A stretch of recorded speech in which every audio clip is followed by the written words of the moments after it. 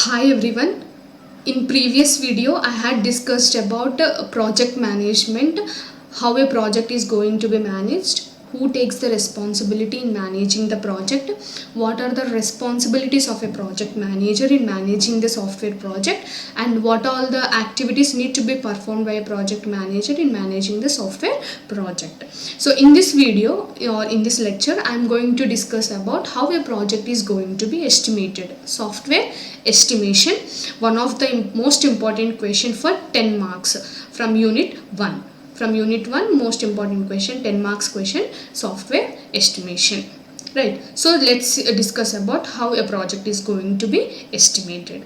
So for an effective management or for an effective management and accurate estimation, estimating the project in various measures is must. So with correct estimation, managers can manage and control the project more effectively and efficiently. So in order to manage the software project effectively and efficiently, estimating the project in various measures is must. So let's see what are the measures need to be estimated in managing the software project. So these are the four measures in which the software has to be estimated by a project manager. So first one is software size estimation, effort estimation, time estimation, and cost estimation. So let's see first one, software size estimation. How a software project is going to be estimated on size. How we are going to estimate the software size. So here software size can be estimated in two ways. That is KLOC and function point. So రెండు రకాలుగా మనం సాఫ్ట్వేర్ని రెండు విధాలుగా సాఫ్ట్వేర్ని estimate చేయొచ్చు. ఒకటి KLOC, kilo lines of code, లేదు అని అంటే ఫంక్షన్ పాయింట్. సో KLOC అంటే ఏంటి, కిలో లైన్స్ ఆఫ్ కోడ్ అంటే ఏంటి అని అంటే, here how many lines are need to be required in developing the software project. So ఈ పర్టికులర్ ప్రాజెక్ట్ని కంప్లీట్ చేయాలంటే ఎన్ని లైన్స్ ఆఫ్ కోడ్ అనేది పడుతుంది. సో ఇది ఎలా ఎస్టిమేట్ చేస్తాము అంటే it depends upon the experience of managers. So managers యొక్క ఎక్స్పీరియన్స్ని బేస్ చేసుకొని ఫ్యూచర్లో లేదంటే పాస్ట్లో ఇటువంటి రిలేటెడ్ సాఫ్ట్వేర్స్ ఏమన్నా డెవలప్ చేసి ఉంటే వాళ్ళ ఆర్గనైజేషన్లో ఖచ్చితంగా వాళ్ళకి ఎక్స్పీరియన్స్ ఉంటుంది. కాబట్టి ఎటువంటి టైప్ ఆఫ్ ప్రాజెక్ట్స్కి ఎన్ని లైన్స్ ఆఫ్ కోడ్ ఇన్వాల్వ్ అయ్యే ఛాన్స్ ఉంటుంది అనేది వాళ్ళకి మేనేజర్స్కి ఐడియా ఉంటుంది. కాబట్టి వాళ్ళ యొక్క ఎక్స్పీరియన్స్ని బేస్ చేసుకొని ఈ particular kilo lines of code అంటే ఎన్ని లైన్స్ పడతాయి అనేది వాళ్ళు ఎజ్యూమ్ చేసుకుంటారు. It is not an accurate value, but they will assume ఇన్ని లైన్స్ ఆఫ్ కోడ్ ఉంటుంది అనేది. అండ్ నెక్స్ట్ వచ్చేసి ఫంక్షన్ పాయింట్. సో ఇక్కడ ఫంక్షన్ పాయింట్ అనేది దేని మీద డిపెండ్ అవుతుంది అని అంటే యూజర్స్ యొక్క requirement. It varies on users requirement. So for ప్రతి రిక్వైర్మెంట్, యూజర్స్ యొక్క ప్రతి requirement we will define a function. So వాళ్ళు యూజర్స్ దగ్గర నుండి కలెక్ట్ చేసిన వాళ్ళ ప్రతి రిక్వైర్మెంట్ కూడా మనం ఒక ఫంక్షన్ని డిఫైన్ చేసుకుంటాము. సో యూజర్స్ యొక్క రిక్వైర్మెంట్స్ ఎన్ని ఉంటాయో definitely we will define that many functions. So ఎన్ని ఫంక్షన్ పాయింట్స్ ఉంటాయి అనేది ఇంకొక it depends upon the users requirements. So software size can be estimated in two ways, either by KLOC, how many lines of code need to be required in developing the project, or by using the function point, which depends upon the user's requirements. And next one is effort estimation. So how we are going to estimate the effort. So here the software project managers estimate the effort in terms of personnel requirement and manpower required to produce the software. So ఈ particular software ప్రాజెక్ట్ని develop చేయడానికి ఎంతమంది man power అనేది మనకి కావాలి, ఎంతమంది software engineers మనకు కావాలి అనేది ఇక్కడ మనం ఎస్టిమేట్ చేస్తాము.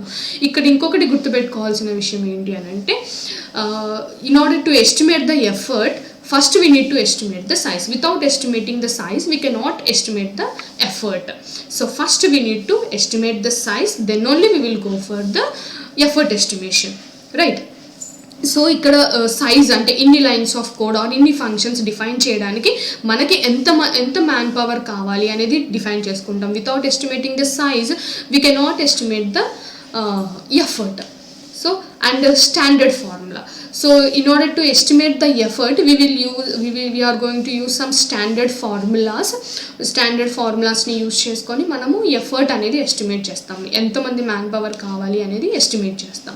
So next measure of estimation is time estimation.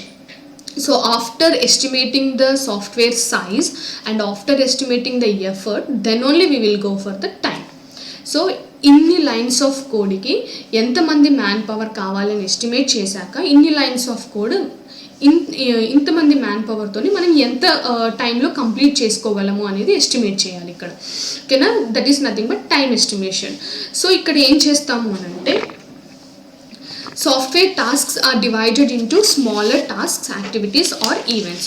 So the entire software project is going to be divided into some smaller tasks which may also called as activities or events.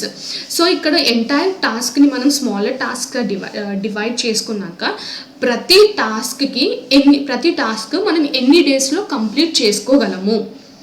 ఓకేనా, అంటే ప్రతి టాస్క్కి ఇన్ని days, day to day ఇన్ని డేస్లో అయినా సరే, లేదు అంటే ఇన్ని మంత్స్లో అయినా కంప్లీట్ చేసుకోవాలి అనేది టైం పెట్టుకుంటాం అనమాట.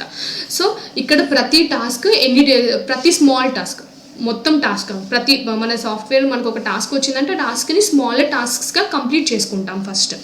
సో ప్రతి టాస్క్ ఎన్ని డేస్లో కంప్లీట్ చేయాలి అనేది మనం ఇక్కడ చూసుకుంటాం అనమాట.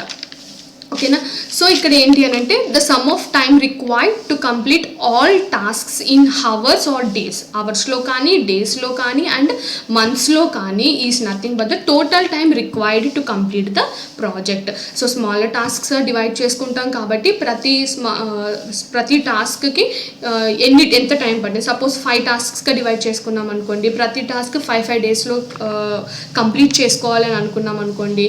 సో 5 టాస్క్స్ ఇంటూ 5 25 days, అంటే మొత్తం 25 days needed to complete the software project. So the sum of the time required to complete all the tasks in hours or days is the total time required to complete the software project. So that is nothing but time estimation. So software size estimation, after completing the software size estimation we will go for the effort estimation, and after estimating the effort then only we will go for the time. And the next estimating technique is the cost estimation. So it is most difficult because it depends upon the more elements than compared to the previous ones. So in చాలా ఏరియాస్లో మనము cost అనేది estimate చేయాల్సి వస్తుంది. It depends on the different elements anamata. So that is why cost estimation is one of the most difficult task for a project manager. So let's see how estimating the project cost. It is required to consider size of the software. ఖచ్చితంగా size of the software depend అవుతుంది, quality of the software మీద depend అవుతుంది, hardware, how many hardware devices are need to be required in developing this software, how much cost is going to be allocated for the hardware devices, and additional softwares and tools. ఖచ్చితంగా develop చేయడానికి softwares అనేవి ఖచ్చితంగా కావాలి. ఆ సాఫ్ట్వేర్స్కి cost ఎంత పడుతుంది, వాటి యొక్క లైసెన్స్ తీసుకోవాలి, వాటికి కాస్ట్ ఎంత పడుతుంది. సాఫ్ట్వేర్ని డెవలప్ చేయాలంటే ఖచ్చితంగా కొన్ని టూల్స్ని యూస్ చేయాలి, ఆ టూల్స్ని ఏమేమి పర్చేస్ చేయాలి, వాటికి సంబంధించి cost. And how many skilled personals with specific skills అనమాట. అంటే ఈ పర్టికులర్ సాఫ్ట్వేర్ ప్రాజెక్ట్ని కంప్లీట్ చేయాలి అని అంటే ఫ్రెషర్స్ని తీసుకుంటే వాళ్ళకి ఎంత బడ్జెట్ పడుతుంది, ఎక్స్పీరియన్స్ వాళ్ళని తీసుకుంటే ఖచ్చితంగా స్కిల్డ్ పర్సనల్ కావాలి ఈ ప్రాజెక్ట్ చేయడానికి అని అంటే ఖచ్చితంగా వాళ్ళకి కొంచెం ఎక్కువ ఇన్వెస్ట్ చేయాల్సి వస్తుంది, కాస్ట్ ఎక్కువ, శాలరీ ఎక్కువ ఇవ్వాల్సి వస్తుంది. సో వాళ్ళకి ఎంత కాస్ట్ పడుతుంది, ఈ ప్రాజెక్ట్ డెవలప్ చేసే క్రమంలో ట్రావెలింగ్స్ ఏమైనా ఇన్వాల్వ్ అవుతే ఆ ట్రావెలింగ్స్కి ఎంత కాస్ట్ పడుతుంది, కమ్యూనికేషన్ క్లయింట్తో కమ్యూనికేట్ అవ్వడానికి కానీ, లేదంటే స్టేక్ హోల్డర్స్తో కమ్యూనికేట్ అవ్వాల్సి వచ్చినప్పుడు కానీ, వాటికి సంబంధించి ఆర్గనైజేషనల్ మెంబర్స్తో కమ్యూనికేషన్కి సంబంధించి ఏమైనా కాస్ట్ పడే ఛాన్స్ ఉందా, వాటికి సంబంధించిన కాస్ట్. అండ్ ఫ్రెషర్స్ని కనుక తీసుకుంటే వాళ్ళకి ట్రైనింగ్ అండ్ సపోర్ట్ ఇవ్వాలి ఖచ్చితంగా. Without training we cannot involve them in to the project.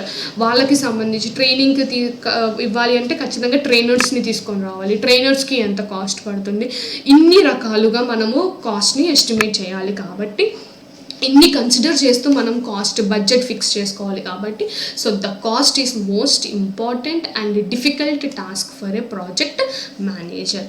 So after estimating the size, after estimating the effort and after estimating the time, then only we will go for the cost estimation, right.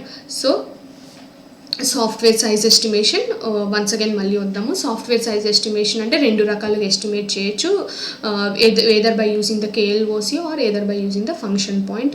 Next effort estimation. Effort estimation అంటే ఎంతమంది man power కావాలి అనేది. Next time estimation అంటే ఇంతమంది man పవర్తోని ఇంత size of code మనం ఎన్ని డేస్లో కంప్లీట్ చేయాలి అనేది. That is nothing but time estimation. Either it may be estimated in terms of అవర్స్లో కానీ, డేస్లో కానీ, మంత్స్లో కానీ ఎస్టిమేట్ చేసుకుంటాము. And next last estimation, most important estimation is nothing but cost. So కాస్ట్ని మనం చాలా ఏరియాస్లో మనం కాస్ట్ని చాలా ఏరియాస్ని దృష్టిలో పెట్టుకొని మనం కాస్ట్ని ఎస్టిమేట్ చేయాలి. It is one of the most difficult task for a project manager to estimate the cost of a software project. Okay, and let's see some of the techniques in order to estimate the ఎఫర్ట్ని estimate చేయాలంటే use చేసేటటువంటి techniques ఏంటి అంటే, one of the important technique ఏంటంటే empirical estimation technique. So empirical estimation technique అంటే ఏం లేదు, this technique is used, techniques are used for estimating the effort in terms of persons required అనమాట. So ఎఫర్ట్ని estimate చేయాలంటే ఇందాక already we have discuss that we need to use some standard formulas in order to estimate the effort, and ఖచ్చితంగా effort depends upon based upon lines of code, kilo lines of code and FPs, that is nothing but function points. So ఇది empirically derived formulas అన్నమాట, which are used in estimating the effort, and that formula it depends upon the lines of code or function point, that is nothing but size of the project.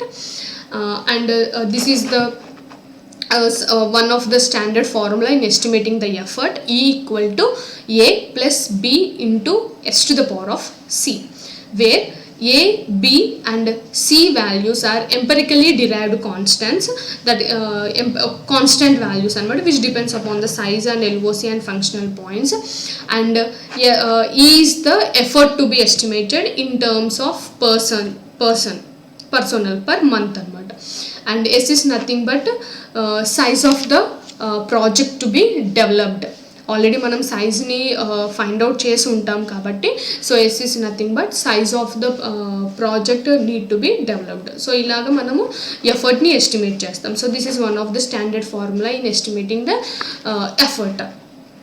And ఇక్కడ కనుక చూస్తే మీరు graph కనుక చూస్తే X axis మీద మనము సైజ్ని తీసుకున్నాము and why axis మీద మనము ఎఫర్ట్ని తీసుకుంటే గ్రాఫ్ కనుక మీరు గమనించారనంటే సైజ్ ఇంక్రీజ్ అయ్యే కొద్దీ, సైజ్ వాల్యూ అనేది ఇంక్రీజ్ అయ్యే కొద్దీ, size of the project increase అయ్యే కొద్దీ ఎఫర్ట్ అనేది ఇంక్రీజ్ అవుతుంది చూడండి. సో ఈ ఫార్ములాని యూజ్ చేసుకొని మనం వేసినటువంటి ఈ గ్రాఫ్ అనమాట. సో సైజ్ కనుక ఇంక్రీజ్ అవుతూ ఉంటే ఖచ్చితంగా effort, number of persons to be involved in developing the project is increasing. So this is the relation between size and effort, graphical representation of relationship between the size and effort. And ఇంకొక technique ఉంది మనకి ఎఫర్ట్ని estimate చేయడానికి, that is nothing but COCOMO. COCOMO is nothing but constructive cost model. COCOMO is nothing but constructive cost model. ఇది ఎవరు define చేశారు అని అంటే బ్యారీ బొహమ్ అనే సైంటిస్ట్, కంప్యూటర్ సైంటిస్ట్ అనే అతను డిజైన్ చేశాడనమాట. Constructive cost model for estimating the effort in terms of persons, ఎంతమంది పర్సన్స్ అనేది మనకి కావాలి, ఎంత మ్యాన్ పవర్ కావాలి అనేది ఇక్కడ ఎస్టిమేట్ చేశారనమాట. So this model estimates the total effort in terms of persons per month of the technical project staff, ఎంతమంది స్టాఫ్ కావాలి అనేది. సో ఇక్కడ ఇతని ప్రకారము సాఫ్ట్వేర్ ప్రాజెక్ట్స్ని మూడు రకాలుగా క్యారెక్టరైజ్ చేసుకున్నాడు. ఓకేనా, it divides the software product into three కేటగిరీస్గా డివైడ్ చేసుకున్నాడు. Organic, semi detached and embedded. So organic కిందకి ఎటువంటి టైప్ ఆఫ్ ప్రాజెక్ట్స్ వస్తాయి, కేటగిరీ కిందకి ఎటువంటి టైప్స్ ఆఫ్ ప్రాజెక్ట్స్ వస్తాయి అని అంటే small projects, small and simple projects developed by small team of members, తక్కువ టీమ్ ఆఫ్ మెంబర్స్ స్టాఫ్ని యూస్ చేసుకొని సో స్మాల్ ప్రాజెక్ట్ కాబట్టి definitely its size will be small projects కాబట్టి సైజ్ తక్కువ ఉంటుంది. కాబట్టి సైజ్ తక్కువ ఉంది అంటే ఆటోమేటిక్గా ఎఫర్ట్, నెంబర్ ఆఫ్ పర్సన్స్ కూడా తక్కువ ఉంటారు. So small team members, small software, తక్కువ కొంచెం స్కిల్డ్ అంటే మరీ ప్రొఫెషనల్లీ స్కిల్డ్ సాఫ్ట్వేర్స్ కాకుండా లైట్ అంటే ఫ్రెషర్స్ స్కిల్డ్ సాఫ్ట్వేర్ ఇంజనీర్స్ని ఉన్నటువంటి ప్రాజెక్ట్స్ అన్నీ కూడా ఆర్గానిక్ కేటగిరీ కిందకు వస్తుంది. అండ్ నెక్స్ట్ సెమీ డిటాచ్డ్ వచ్చేసి మీడియం ఇన్ సైజ్ అండ్ కొంచెం complexity projects and mixed experiences of software engineers with freshers and professionals. So mixed experiences ఉన్నటువంటి వాళ్ళతోని యూస్ చేసేటటువంటి సాఫ్ట్వేర్స్ అన్నీ కూడా సెమీ డిటాచ్డ్ సాఫ్ట్వేర్ కేటగిరీ కిందకు వస్తుంది. నెక్స్ట్ వచ్చేసి ఎంబెడెడ్. సో ఎంబెడెడ్ అంటే projects that have to be developed under high hardware and technical support, high hardware సపోర్ట్ని యూస్ చేసుకొని, ఎక్కువ సాఫ్ట్వేర్ కన్స్ట్రెంట్స్ని యూస్ చేసుకొని, టెక్నికల్గా హై స్కిల్డ్ సాఫ్ట్వేర్ ఇంజనీర్స్ని డెవలప్ చేసుకొని, క్రిటికల్ కాంప్లెక్స్ రిక్వైర్మెంట్స్ ఉన్నటువంటి యూజర్ రిక్వైర్మెంట్స్ ఉన్నటువంటి ప్రాజెక్ట్స్ అన్నీ కూడా ఎంబెడెడ్ కేటగిరీ కిందకు వస్తాయి.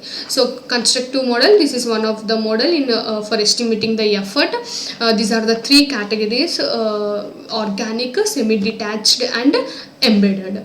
ఓకే, సో ఇది మన ఎంపెరికల్ ఎస్టిమేషన్స్. ఎలా ఎస్టిమేట్ చేయాలి అనేది, సాఫ్ట్వేర్ని ఎలా ఎస్టిమేట్ చేయాలి, ఎన్ని రకాలుగా మనం సాఫ్ట్వేర్ని ఎస్టిమేట్ చేయాలి, 4 ways. దాంట్లో ఏంటి, size estimation, effort estimation, time estimation, cost estimation. And ఎఫర్ట్ని ఎస్టిమేట్ చేయడానికి ఏంటి స్టాండర్డ్ ఫార్ములా, ఎఫర్ట్కి అండ్ సైజ్కి రిలేషన్షిప్ ఏంటి, అండ్ కోకోమో డిరైవ్ ఎలా ఎఫర్ట్ని ఎస్టిమేట్ చేయగలడు, తన ప్రకారము ఒక ప్రోడక్ట్ని ఎన్ని రకాలుగా క్యారెక్టరైజ్ చేసుకోవాలి అనేది చూసామన్నమాట. So thank you.